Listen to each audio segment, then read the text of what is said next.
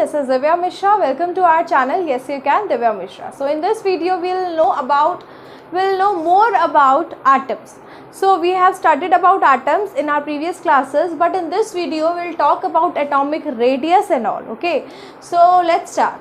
So as you all know, atoms is the smallest unit of matter. ठीक है, atoms is the only one, smallest one who possess the properties of the element. Element का जो सबसे छोटी चीज़ है जो element की properties pose करती है वो क्या है? एटम है. Atom is indivisible particle. आप इसको और डिवाइड नहीं कर सकते. It can not be created nor be destroyed. It will always take part in chemical reaction. वो हमेशा केमिकल रिएक्शन में क्या करता है? पार्टिसिपेट करता है. एटम इतना छोटा है कि हम उसे अपनी आईज से नहीं देख सकते. ओके, तो हमें इंस्ट्रूमेंट्स यूज़ करने पड़ते हैं उसको देखने के लिए. ठीक है, तो एटम छोटा है तो ऑफकोर्स उसका एटॉमिक रेडियस भी क्या होगा? What is atomic radius? I tell you. अगर देख लो ये एटम है, ये उसका न्यूक्लियस है, ये एटम है, तो एटॉमिक रेडियस क्या होता है? न्यूक्लियस से लेकर के उसकी आउटर मोस्ट शेल, उसकी जो आउटर मोस्ट शेल होती है इसको बोलते हैं हम एटॉमिक रेडियस. ये होता है हमारा एटॉमिक रेडियस. न्यूक्लियस से लेकर के जो उसकी आउटर मोस्ट शेल है वहाँ से जो उसका स्पेस होगा उसको बोलेंगे atomic radius. End of course ये हो जाएगा पूरा डायमीटर. तो हमें समझ में आ गया एटॉमिक रेडियस क्या होता है. अब एटम इतना छोटा तो एटॉमिक रेडियस भी उतना छोटा. एटॉमिक रेडियस को नोट डाउन करने के लिए, उसे मेजर करने के लिए हम कौन सी यूनिट यूज़ करते हैं? नैनोमीटर. हम यूज़ करते हैं नैनोमीटर, जिसकी यूनिट क्या? 1 nanometre is equal to 10⁻⁻⁹ metre. सोचो कितना छोटा है, हम इसे देख नहीं सकते हैं. तो सबसे पहले क्या स्टैंडर्ड यूनिट क्या है? हमने स्टैंडर्ड यूनिट एक एटॉमिक, क्योंकि क्या है कि इसका रेडियस काफ़ी छोटा है तो मीटर किलोमीटर में तो ऑफ कोर्स हम नहीं कर सकते, सेंटीमीटर मीटर्स में भी नहीं कर सकते. तो हमने इसके लिए एक यूनिट बनाई, जो एक स्टैंडर्ड यूनिट बनाई, जिसको हमने बोला AMU, atomic mass unit. Atomic mass unit या फिर क्या बोला? यूनिफाइड मास. आप दोनों चीज़ें देखोगे अपने जब आप ये पढ़ रहे होगे या मास को काउंट करते होगे तो AMU भी लिखते हैं और U भी लिखते हैं. इसलिए क्यों लिखते हैं? क्योंकि एटॉमिक मास यूनिट की क्या होती है? AMU, और यूनिफाइड मास की म्यू बोलते हैं. ठीक है, वन एटॉमिक मास यूनिट को हमने स्टैंडर्ड कैसे माना? One atomic mass unit actually में होता कितना है? देखो 1.67 into 10⁻⁻27 kg. One atomic mass unit, एक एटॉमिक मास यूनिट का हमने माना. अब आप बोलोगे कितना होता है? 1.67 इंटू 10⁻⁻27 kg. आप बोलोगे कि मैम हर एटम तो अलग अलग होता है, तो आपने इतना कैसे मान लिया कि इतना ही होता होगा? सबका स्टैंडर्ड, सबको एक जैसा कैसे मान लिया आपने? तो देखो एक्चुअली क्या होता है, जैसे 1 kg स्टैंडर्ड है कि भाई 1000 ग्राम्स होता है. ठीक है, ये स्टैंडर्ड है, ये सबने मान रखा है. देखो कुछ स्टैंडर्ड, कुछ बेस आपको लेना पड़ेगा चीज़ों को काउंट करने के लिए. अब 5 kg आपको कोई बोलता है तो क्या कर देते हो आप? 1000 इंटू 5 कर देते हो. तो इससे आपको 5 kg का भी पता चल जाता है. 100 kg आप कितने का भी पता कर सकते हो. तो you need to have something as a standard. आपको एक स्टैंडर्ड कुछ मानना पड़ेगा, तभी आप चीज़ों को फाइंड आउट कर सकते हो. तो हमने क्या किया? 1.67 इंटू 10⁻⁻27 kg को क्या मान लिया? एक स्टैंडर्ड मान लिया. और अब हम आगे क्या करते हैं कि मान लो किसी एलिमेंट में 10 म्यू है, तो 1 म्यू इज इक्वल्स टू कितना हो जाएगा? इतना मास हो जाएगा. जैसे मान लो किसी एलिमेंट का 10 म्यू मास है या 10 AMU कह लो, एटॉमिक मास यूनिट मास है, तो एक AMU इज इक्वल टू 1.67. तो आप 10 AMU का भी निकाल सकते हो इजीली. इसको क्या कर दोगे? इंटू 10 कर दोगे तो उस पर्टिकुलर एलिमेंट का मास आ जाएगा. समझ में आ गई बात आपको? तो हमने किसी चीज़ को एज अ स्टैंडर्ड ले लिया है आगे चीज़ों को फाइंड आउट करने के लिए, चीज़ों को ईजी बनाने के लिए. अब आप बोलोगे कि मैम इसी को क्यों स्टैंडर्ड माना? तो अब देखो ये किसी चीज़ से डिराइव हुआ है. सबसे पहले हमने क्या किया? कार्बन 12 का एक आइसोटोप था. कार्बन 12 एक आइसोटोप था, उसको चूज किया, was chosen as a standard reference for measuring atomic mass. हमने कार्बन 12 का ये जो आइसोटोप था, आइसोटोप क्या होते हैं? देखो आइसोटोप होते हैं सेम नंबर ऑफ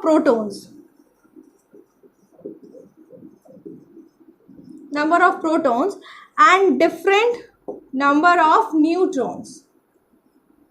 देखो एवरीबडी नोज कि एटॉमिक मास किसका सम होता है, the sum of protons and neutrons is known as atomic mass. Atomic mass is equal to sum of protons and neutrons. But carbon के 3 isotope present है. क्यों? क्योंकि उसमें सेम नंबर ऑफ प्रोटॉन्स मिलेंगे आपको but different number of neutrons मिलेंगे. Protons तो सब में ही 6 हैं. कार्बन के देखो 3 आइसोटोप प्रेजेंट होते हैं, कार्बन 12, 13 एंड 14. इसमें प्रोटॉन भी है, इसमें भी, इसमें भी, इसमें भी, लेकिन इसमें प्रोटॉन क्या होंगे, सेम है. प्रोटॉन सब में 6 हैं, ठीक है. और न्यूट्रॉन कितने हैं, इसमें 6 है, इसमें 7 है, इसमें 8 है. तो कार्बन का हमने कार्बन 12 जो आइसोटोप था इसको हमने स्टैंडर्ड ले लिया. कार्बन 12 को हमने क्या ले लिया, स्टैंडर्ड ले लिया as a it is chosen as a standard unit for measuring atomic mass. अब बोलोगे कि मैम इसमें तो कार्बन 12 है, हमने एटॉमिक मास लिया है, तो हमने क्या किया. मान लो आपको आइसोटोप समझ में आ गया क्या होता है.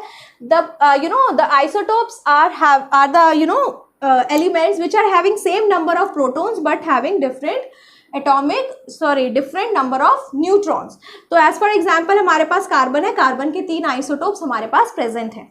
तो आइसोटोप्स आपको अब समझ में आ गया है. अब मैं समझाती हूँ आपको कि हमने कार्बन 12 से कैसे डिराइव किया. देखो ये है कार्बन 12. एज फॉर एग्जाम्पल हमने ले लिया कि ये हमारा कार्बन 12 है, ठीक है. कार्बन 12 के हमने क्या किए हैं, 12 पीसेस कर दो. 4 हो गए,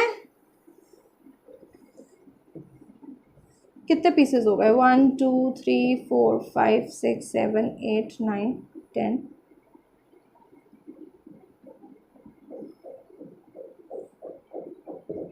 11.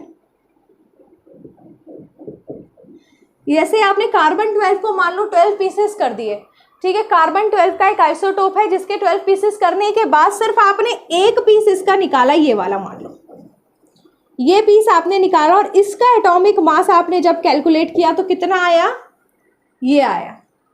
तो हमने क्या किया, अब आपने कार्बन को ही क्यों चूज किया, इसके बहुत रीजन है. आप जब 10th क्लास में जाओगे तो कार्बन के ऊपर इसका नेचर बहुत ज़्यादा वर्सेटाइल है, ठीक है. बहुत ज़्यादा वर्सेटाइल है, बहुत सारे कंपाउंड्स बनाता है ये, बहुत न्यूमरस नंबर ऑफ बहुत नंबर ऑफ कंपाउंड्स बनाता है, इसके गिनना मुश्किल है, ठीक है. तो इसीलिए हमने कार्बन को चूज किया है. स्पेशली 10th में एक चैप्टर है इसके ऊपर बेस्ड, क्योंकि इसका नेचर इतना ज़्यादा वर्सेटाइल है. उसमें आपको एक टॉपिक पढ़ना है वर्सेटाइल नेचर ऑफ कार्बन, क्योंकि कार्बन इतना वर्सेटाइल होता है. समझ में आ गई बात. इसलिए हमने कार्बन को चूज किया है. क्यों चूज किया, you will get to know in your class 10th. और इसका नेचर एज ऑफ नाउ आप ये समझ लो कि बहुत ज़्यादा वर्सेटाइल है, तो हमने इसको कार्बन को चूज किया है और बहुत ज़्यादा ये कंपाउंड्स बनाता है.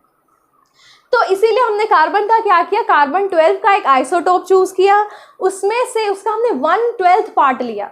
1 AMU कितना होता है, 1 atomic mass unit is equal to इतना, और ये किसके इक्वल है, 1/12 of the mass of carbon 12 isotope, ठीक है. तो 1 AMU इज इक्वल टू कितना होता है, 1/12 of 1 atom of carbon 12. Carbon 12 का जो ये आइसोटोप है इसका हमने 1/12 किया है. क्यों, क्योंकि कार्बन यहाँ पे क्या है, 12 उसमें है, ठीक है. इसमें कितने हैं, प्रोटॉन और न्यूट्रॉन कितने हैं मिलके, 12. तो हमें एक का चाहिए था, इसलिए हमने एक को कैलकुलेट किया है कि अकॉर्डिंगली कितना आएगा. क्योंकि सबका निकालना मुश्किल था तो हमें कुछ स्टैंडर्ड चाहिए था, इसलिए हमने इसमें कैलकुलेट कर लिया कार्बन 12 का आइसोटॉप और उसका 1/12 निकाल के एक 1 AMU की यूनिट फाइंड आउट कर ली. अब हमने समझ लिया कि 1.67 × 10⁻27 kg हमारा 1 AMU के इक्वल होता है, या कह सकते हैं 1 म्यू के इक्वल होता है. अगर आपको किसी चीज़ में पता चले, जैसे कि हीलियम का 4 म्यू होता है atomic mass, relative atomic mass helium का होता है 4 म्यू, तो आपको 1 म्यू की वैल्यू पता है. 1 म्यू की वैल्यू कितनी हो गई, 1.67. तो हीलियम का आप इजीली निकाल लोगे, क्या कर लोगे, 4 म्यू, तो कितना निकाल लोगे, 4 × 1 म्यू कितना होता है, 1.67 × 10⁻⁻27 kg. ये आप निकाल लोगे, ये 1 AMU की वैल्यू आ जाएगी आपकी. समझ में आ गई बात. तो अब आपको क्या पता होना चाहिए, इसके अलावा आपको ये पता हो गया कि एटॉमिक मास किसका सम होता है, प्रोटॉन्स का और न्यूट्रॉन्स का। बट हर वक्त आप प्रोटॉन्स और न्यूट्रॉन्स का सम निकाल के और ये सब प्रोसेस में नहीं लग सकते हो, तो कुछ एटॉमिक रिलेटिव एटॉमिक मास आपको पता होने चाहिए। ये आपके सिलेबस में है और ये आपको बहुत रिपीटेडली आप यूज करोगे क्वेश्चंस को सॉल्व करने के लिए। तो आपको ये एटॉमिक मास यूनिट्स सबके पता होने चाहिए। जैसे हाइड्रोजन का 1 म्यू होता है, हीलियम का 4, कार्बन का 12। देखो कार्बन हमने पढ़ा ना कि 6 + 6 होते हैं, तो इसलिए 12 लिखा गया है, ठीक है। देन नाइट्रोजन, कार्बन के और भी 2 आइसोटोप होते हैं, बट हम उसको जनरली हम 12 यूज़ करते हैं क्योंकि ये बहुत ज़्यादा इजीली फाइंड आउट होता है एटमॉस्फेयर, मतलब ये ज़्यादा यूज़ होता है कार्बन को कंपाउंड्स बनाने में, ठीक है। तो नाइट्रोजन का 14, ऑक्सीजन का 16, सोडियम का 23, मैग्नीशियम का 24 और एल्यूमिनियम का 27। ये सारे जो एलिमेंट्स हैं ये बहुत ज़्यादा रिपीटेडली यूज होते हैं, तो ये आपको पता होने चाहिए। आपको समझ में आ गया कि क्या कहाँ से ये 1 AMU ये कहाँ से डिराइव हुआ है। सबसे पहले हमने एक स्टैंडर्ड यूनिट बनाई जिसका नाम है AMU म्यू। 1 AMU is equal to 1.67 × 10⁻21 kg। हमें कुछ स्टैंडर्ड चाहिए था चीज़ों को मेजर करने के लिए, तो हमने किसको बना लिया स्टैंडर्ड, कार्बन 12 के आइसोटोप को।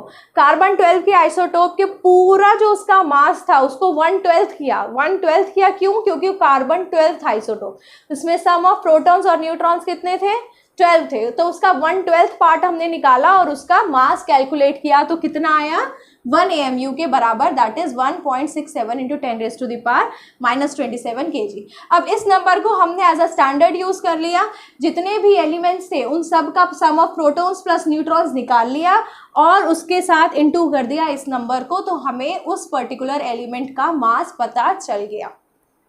ओके समझ में आ गया आपको। बहुत इजी वे में, बहुत इजी लैंग्वेज यूज करके मैंने अपनी बात डिलीवर की है, आपको समझ आया होगा। Hope you like the video. See you in the next lecture.